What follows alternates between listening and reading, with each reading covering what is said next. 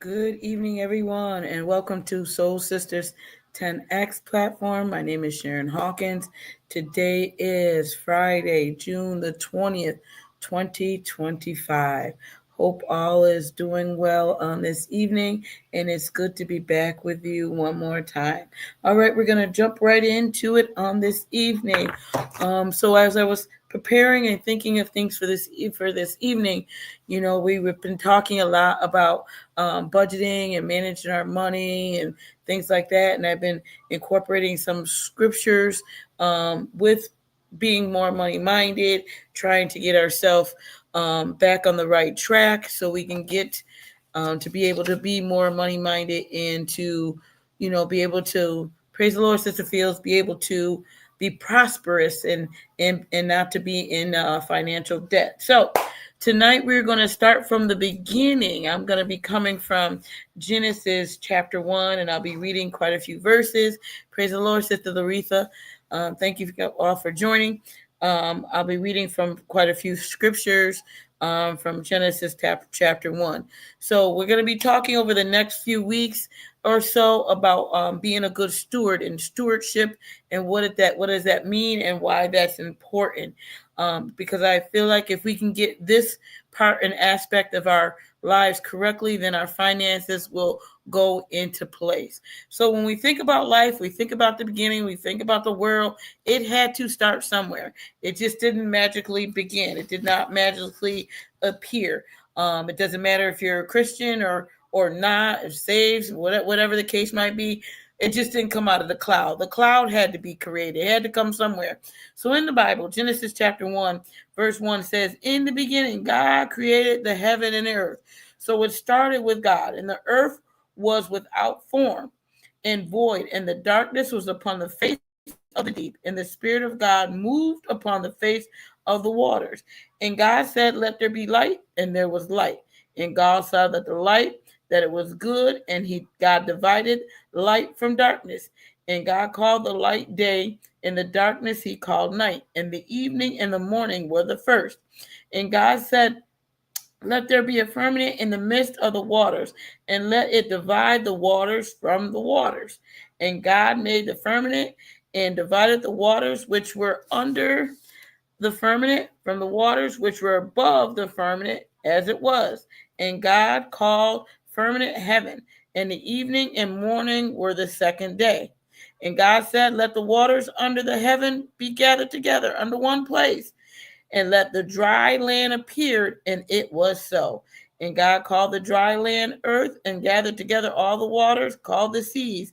And God saw that it was good.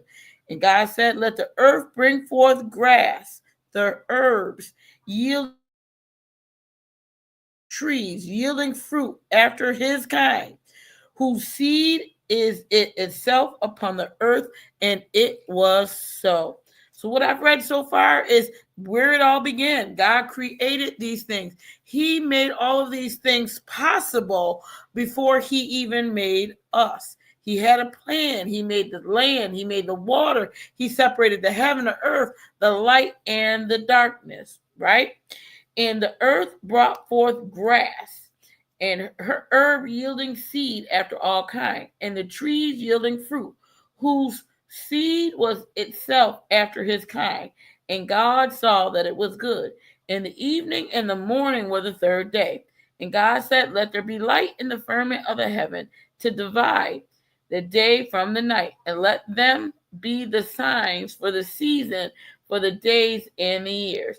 And let them be for lights in the firmament of heavens to give light unto the earth. And it was so. And God made two great lights, the great light to rule day, and the lesser light to rule the night. He made the stars also.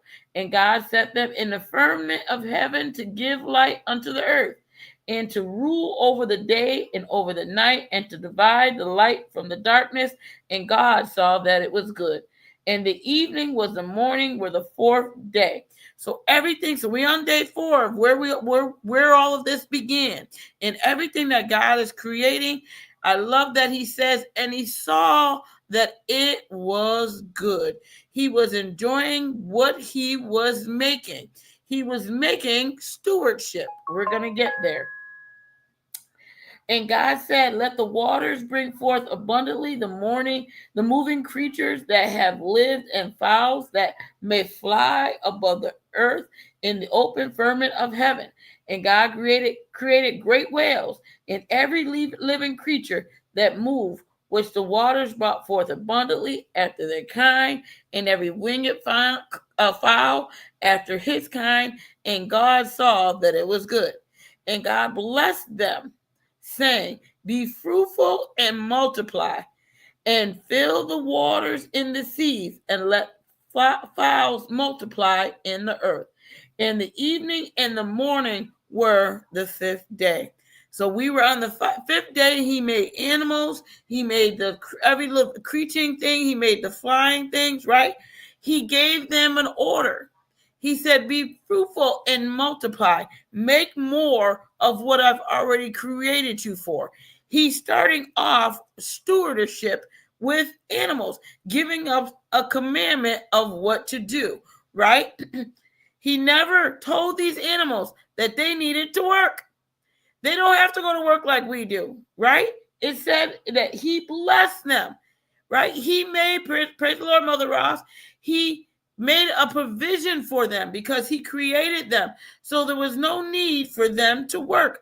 God was going to give them everything that they needed. He already created what? The water. He separated the dry land from the water. He separated day and night. The moon, he made the stars. He gave them the grass. He made everything that we needed already was given to us. It was a blessing to us.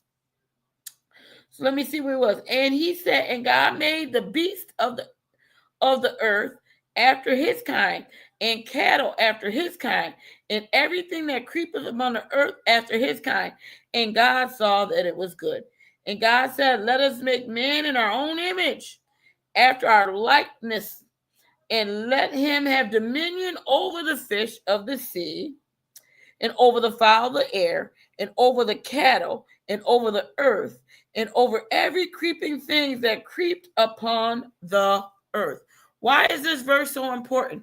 Because God was speaking humanity into existence. He was speaking it out loud that he was going to create us in our own image, his own image. And he was giving us dominion. We were having power over the animals, over the sea, everything. He was going to give it to man. He gave us the power. It was a blessing to us. God blessed them, and God created man in his own image. In the image of God created him, male and female, he, them. And God blessed them. And God said unto them, be fruitful and multiply, and replenish the earth, and subdue it, and have dominion over the fish and of the sea, over the fowl of the air, and over every living thing that follow earth. So God blessed humanity. He gave us instructions to be fruitful and multiply, to be able to take care of the earth. He gave us everything we need. That makes us God's steward. What is a steward? A steward is someone who manages or cares for something on behalf of others. This can apply to various roles, including managing property, providing services to passengers, like on a train or a plane. You could be a restaurant, or whatever the case might be, right? You have power, you have dominion. You are a worker, a watcher over something, right? You have managing it. You're over something. You're looking over it. You have power over it. You are managing it. You're supposed to keep it good going, and things like that, right? Stewardship is a job of supervising or taking care of that something, right? So we are all stewards of God. From the beginning, we didn't just pop up We didn't just create ourselves, but God created us, and He created us with a purpose. This was our first instruction, to be able to take care of what He blessed us with, right? We were never supposed to have to be doing the things that we are doing now. God didn't make it so that we should be in debt, or we don't know how to manage our money, or we don't know how to do anything. I've read scriptures in the past, in the Bible, it tells us not to owe anyone anything, but of course, we know when sin came into play, these things happen. But if we get in our mindset of knowing where we came from, what the beginnings were, what God gave us freely, then it's up to us to be able to manage what He gave us. We have to be good stewards over it. I know some might be saying, well, He didn't get, I went to work and that's why I got the check. Well, He blessed you with that job. He gave you the opportunity to get the job. He gave you the ability to be able to be educated or be able to do the training or whatever the case might be to have that job. He gives you the strength to be able to go through it, to do it. So you are a steward of it. You have to be able to manage what God has blessed you with. So being good stewards over what God has given us. Okay, so let's keep reading. Okay, I'm going to read it again. 28. And God blessed them. And God said unto them, be fruitful and multiply, and replenish the earth, and subdue it, and have dominion over the fish of the sea, and all the fowls of the air, and over everything that moveth upon earth. And God said, behold, I have given you every herb bearing seed, which is upon the face of the earth, and every tree in which is the fruit of the tree, yielding seed. To you it shall be meat. And to every beast of the earth, and every fowl of the air, and to everything that creepeth upon the earth, wherein there is life, I have given every green herb for meat.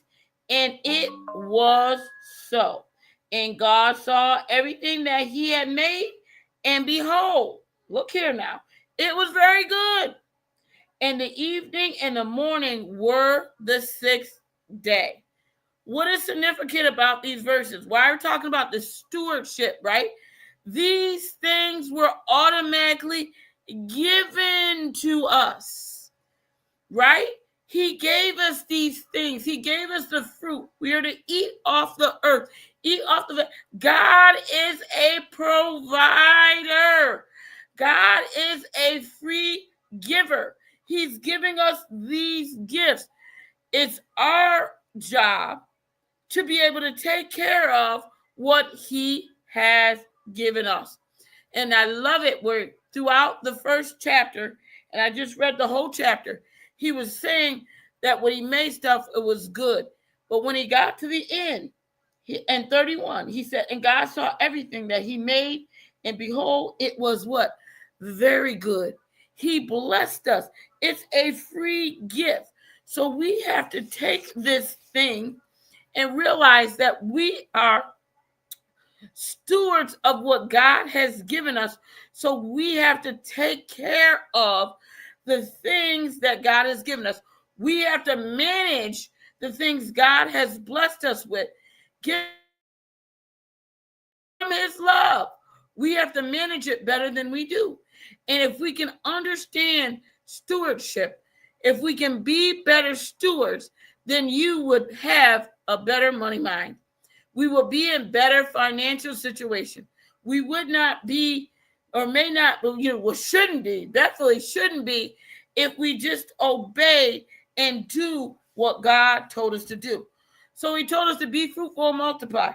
Take care of it.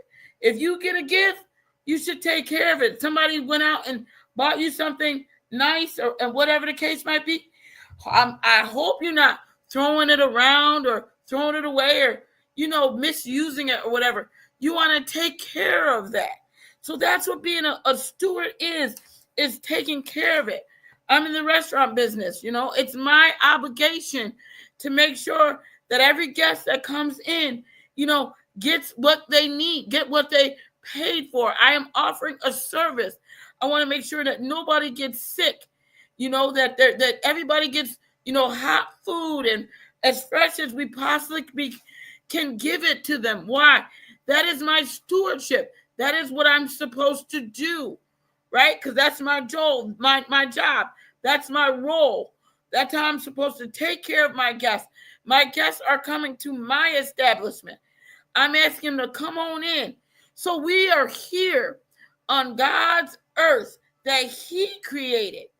These things that He has given us, we are to take care of.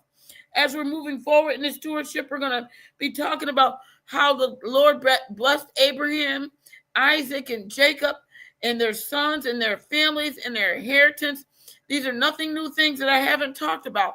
And how the families were, the Abraham set it up for Isaac. Isaac set it up for Jacob. And Jacob set it up for Joseph. And then we went to Moses. We go on and on. Why? They're setting up their inheritance. We're being obedient, being a steward of what God says to do. So when we think about being money-minded and having a better financial situation, you first got to start off by being a better steward. You got to obey and do what God tells us to do. And God tells us to take care of the things that He has given us. That's step one. He has given us fruits. He has given us vegetables. He has given us grass. He's given us all these things. So we need to take care of it.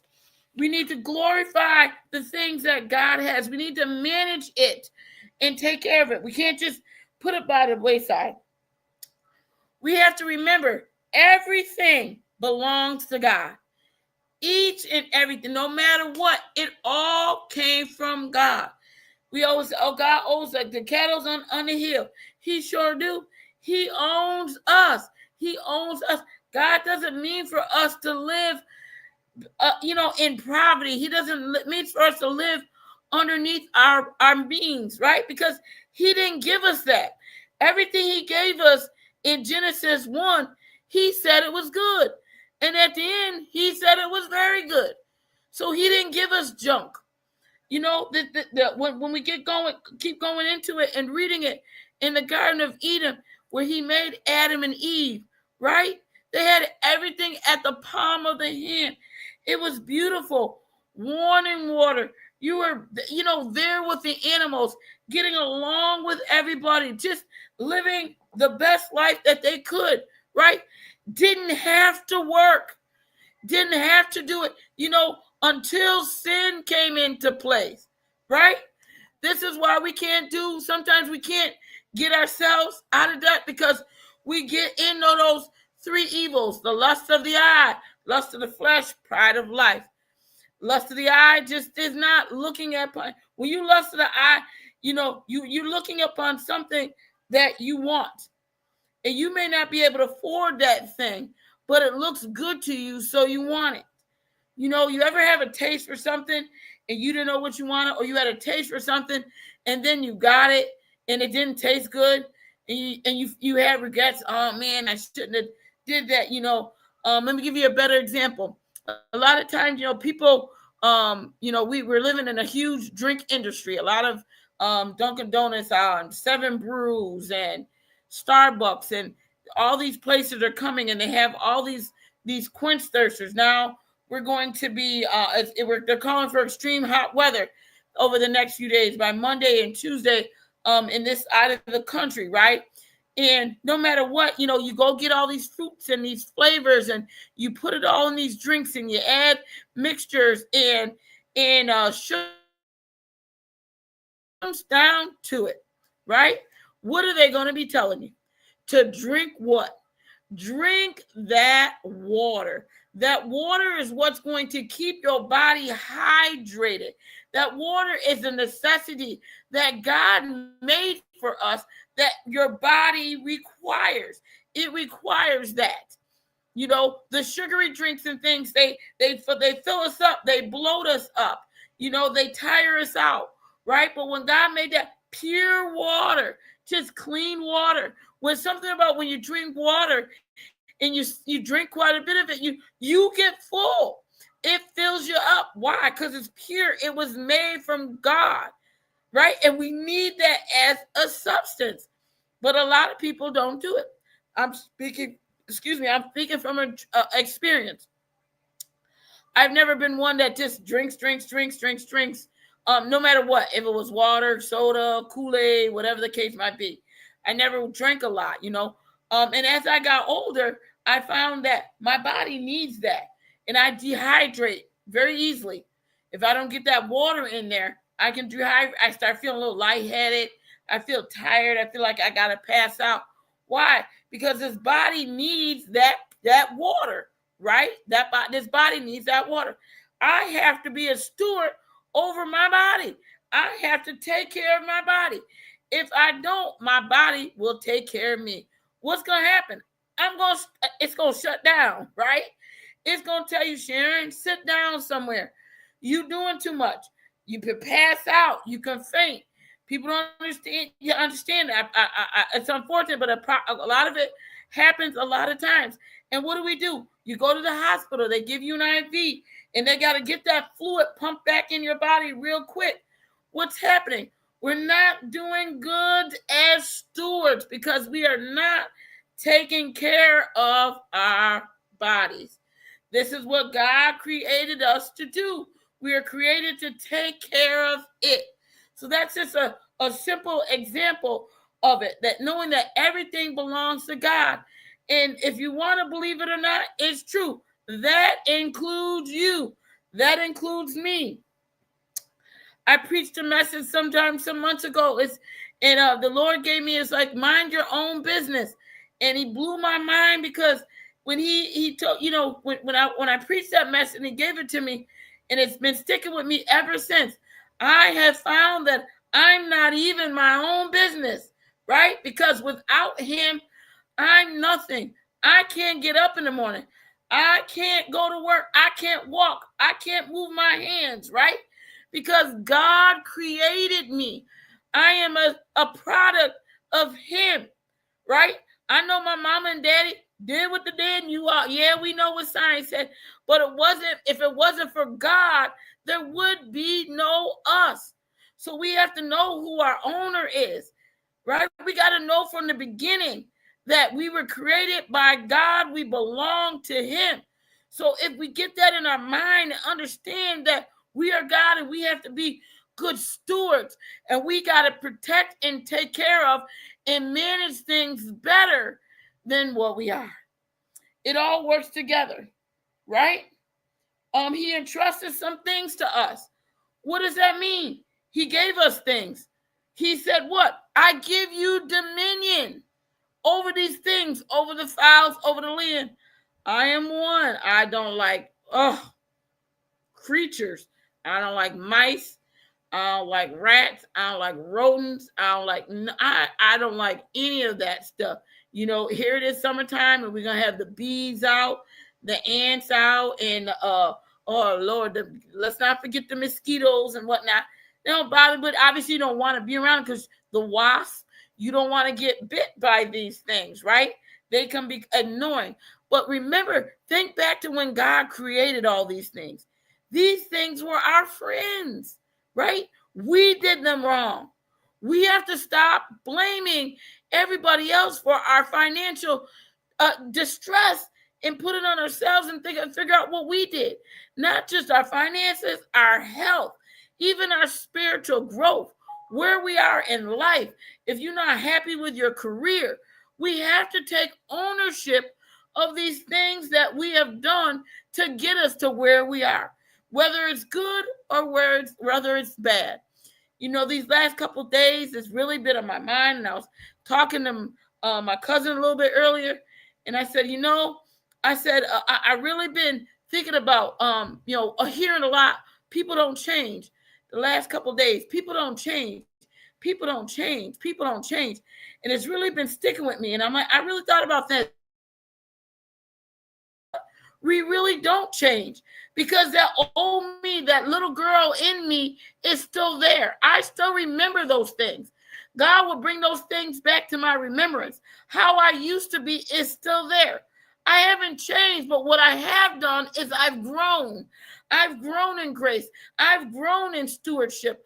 I've learned life lessons. So that's what we do as we go through the years. As you go through your daily lives, your goal is to grow and to be better and to do better tomorrow than you did today. You always want to prosper and move forward. And that's what God did in these 6 days. He created everything.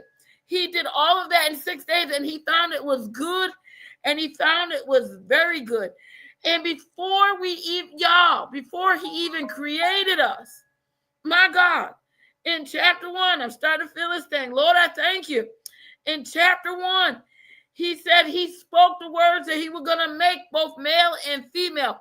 He was going to create us. But what did he do?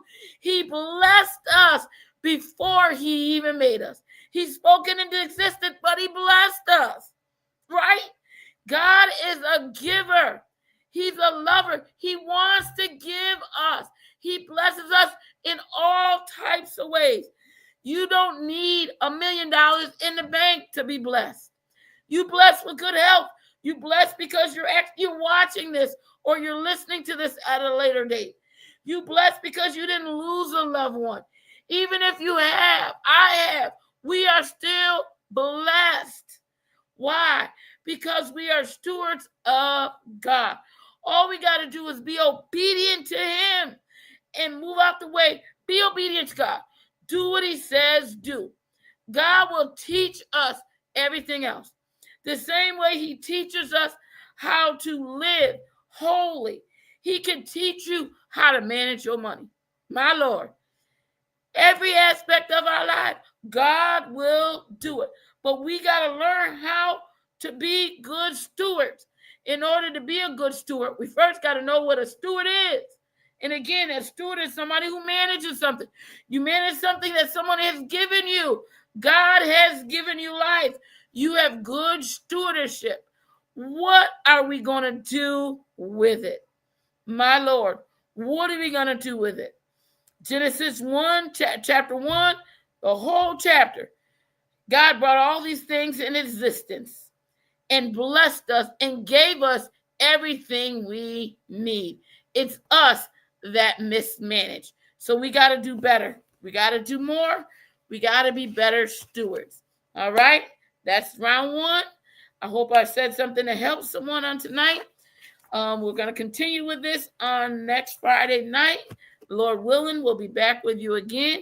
It was great to be back again. Y'all continue to keep me in prayer as we go forward and be a good steward. And I pray that you all go back and read Genesis chapter 1 for yourself and know where you came from and know why we were created and that we were good and very good. God didn't make anything bad, y'all.